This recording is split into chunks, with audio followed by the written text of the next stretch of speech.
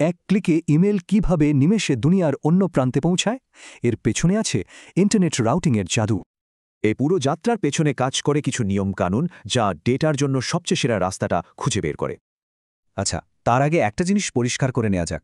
Algorithm হলো idea, আর protocol হলো সেটার বাস্তব রূপ। চলুন খুব সহজ কিছু উদাহরণ দিয়ে এই তিনটা মূল অ্যালগোরিদম কি সেটা একটু বুঝে নেওয়া যাক। প্রথমটা হলো ডিস্টেন্স ভেক্টর রাউটিং বা ডিভিআর। ভাবুন তো, এটা ঠিক যেন একটা হাইওয়ে সাইনবোর্ড। এই রাউটার শুধু জানে কোন দিকে যেতে হবে আর কত দূর, তাও আবার পাশের রাউটারের কাছ থেকে শুনে। বাস্তবে এই সহজ পদ্ধতিটা যে প্রোটোকল ব্যবহার করে তার নাম হল RIP। পরেরটা কিন্তু আরও স্মার্ট, এর নাম লিঙ্ক স্টেট রাউটিং বা LSR। ভাবুন আপনার ফোনেই যেন গুগল ম্যাপস। এখানে প্রত্যেকটা রাউটারের কাছে পুরো নেটওয়ার্কের ম্যাপটাই থাকে, তাই সেরা পথটা খুঁজে বের করা সহজ হয়। আর এই গুগল ম্যাপসের পদ্ধতিটা যে প্রোটোকল ব্যবহার করে সেটাই হলো OSPF।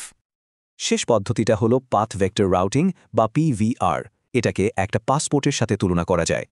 এটা ডেটা কোন কোন পথ ঘুরে এসেছে তার পুরো তালিকা রাখে, তাই এটা সহজে কোনো লুপে আটকে যায় না। এই পাসপোর্টের মতো পথ মনে রাখার পদ্ধতিটাই ব্যবহার করে BGP, যা গোটা ইন্টারনেটকে এক সুতোয় বেঁধে রেখেছে। বেশ, তাহলে এবার আসা যাক মূল আলোচনায়। OSPF আর BGPর মধ্যে আসল পার্থক্যটা কোথায়? তাদের ভূমিকার মধ্যে এখানেই মূল পার্থক্য। OSPF কাজ করে একটা অফিসের ভেতরে, আর BGP কাজ করে গ্লোবাল লেভেলে। ধরুন একটা বড় কোম্পানির ভেতরে নেটওয়ার্কে সবচেয়ে দ্রুত পথ দেখিয়ে দেয় OSPF। আর BGP নেয় বড় সিদ্ধান্তগুলো, যেমন ডেটা আমেরিকা যাবে সিঙ্গাপুর হয়ে নাকি ভারত হয়ে। চলুন এই স্লাইডে সবগুলো পদ্ধতির মূল পার্থক্যগুলো এক নজরে দেখে নিই। তোদের পার্থক্য মনে রাখার সবচেয়ে সহজ উপায়টা কি হতে পারে? একটা দারুণ কৌশল আছে কিন্তু। OSPF হলো অফিসের জন্য, আর BGP হলো বর্ডারের জন্য। ব্যাস, এভাবেই মনে রাখা যায়। আসলে এই প্রোটোকলগুলো মিলেই কিন্তু আমাদের এই দ্রুত আর নির্ভরযোগ্য ইন্টারনেটকে সম্ভব করেছে।